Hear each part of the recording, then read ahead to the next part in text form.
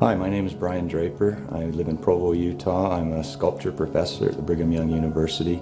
I grew up in Cardston, Alberta, Canada, and I came down here about 15 years ago and got my master's degree here at BYU. And then I went back home to Canada, and a couple of years after I got back home to Canada, the university called me, the sculpture department called me and asked me if I would come down and take on a job here teaching sculpture. I teach, my primary job is to teach the figure sculpture class, which I really enjoy. That's my favorite class by far. You can probably tell I like the figure just because I use it constantly in my work. I enjoy teaching students. I love their energy, the new fresh energy that comes each semester as students come into your class. And I love being able to work with them and find out what their ideas and help them to create and make these ideas become a reality for them. And I find that really enjoyable to do. Another thing I like about being able to teach at a university is the opportunity to actually create my own work, give them time to produce and carry on as an active profession. I've been a sculptor for 11 years, and I do stone and bronze sculptures for the most part. I combine stone and bronze together because I like the feeling of antiquity in my pieces. A lot of times I reference poses from antiquity because they have a certain meaning in the pose that I like, that I want to mesh or contrast with contemporary life, contemporary ideas and feelings. And so I create a combination of the two and try to mesh those two together. I usually start with an idea or a stone, and sometimes I use the stone to get the idea, and I will, if I do not have an idea that I start out with, I'll go around and I'll just look at interesting stones until I find one that I like, that I think that will work in a certain way that I find interesting, and then I will start working from there, just building on that. I seldom do sketches. If I do sketches of a piece, it never comes out the same way I make the sketch. So lately I haven't really been making sketches unless I'm trying to save an idea, and then I use that idea, but the pieces always evolve as I'm working on them. And I like that idea of being free to work on the piece and change things as it's evolving along. And even after it's finished, I like have the viewer to have that same feeling of being able to be free to move around with ideas in the piece. To me, they're never really finished. The viewer always has their own ideas that they can combine and put in with the ideas that I've put into the sculpture to come up with their own meaning of the piece. I find my stones, they're native stones to Utah for the most part. I go hiking around in the mountains. Sometimes I take my family and just make a day of it. I try to stay away from bright, flashy stones. I like them to be very earth-toned. Most of them are gray. Some of them tend to have a little bit of color in them, but I don't really like bright, flashy stones.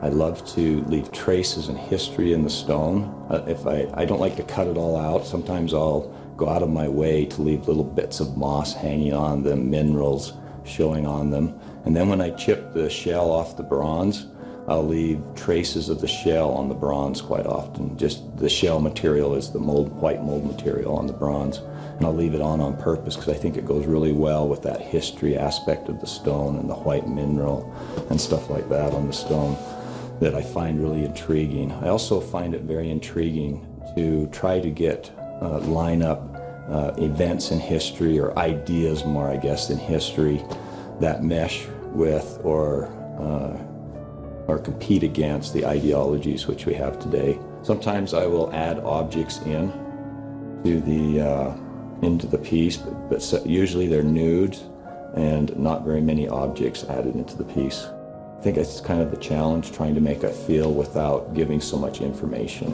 I have made pieces with objects in them,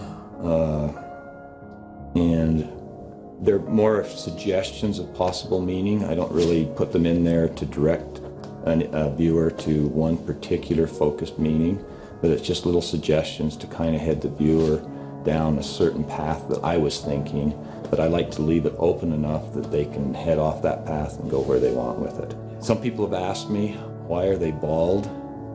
And that's an interesting question. It's not that I don't like hair. I have been teased a lot about my hair, but I really do quite like hair. And to me, the sculptures are kind of self-portraits anyway. And so it's kind of an interesting thing that I have this bushy hair and I'm doing bald sculptures. And I think the reason I do it is because hair seems to have, be able to be identified in a place and time more than just the human body in and of itself. And so I think I eliminate the hair just to kind of make the sculpture feel a little bit more timeless instead of giving it setting its time in Rome or Greece or even contemporary type hairdos in them. I like to work in a real busy environment where I have all my pieces readily at my hand, so I can just pick them up at any time that I want and use them. A lot of people kind of think it looks messy, but like my wife, but I feel like it's just a working environment. So I can have everything the way I want when I want it. I can have things immediately close at hand. I often name my pieces according to what I'm thinking about the piece at the time, and sometimes I have an idea that I want to create in a piece, and I go ahead with that idea, and the piece usually follows with the name after that. The title of some of my pieces, I don't even title them until after the piece is finished, and I look at the piece and I sit it on my desk and I look at it for a couple weeks even sometimes, and I get a feel for what I'm feeling from that piece and what it reminds me of and how I feel. So I kind of work two ways that way. Sometimes I already have that feeling and I create a piece that's kind of down that line. And then other times I need time to figure out what I was doing with that piece, why I made the piece the way I did. To me, the pieces really aren't about any one particular thing.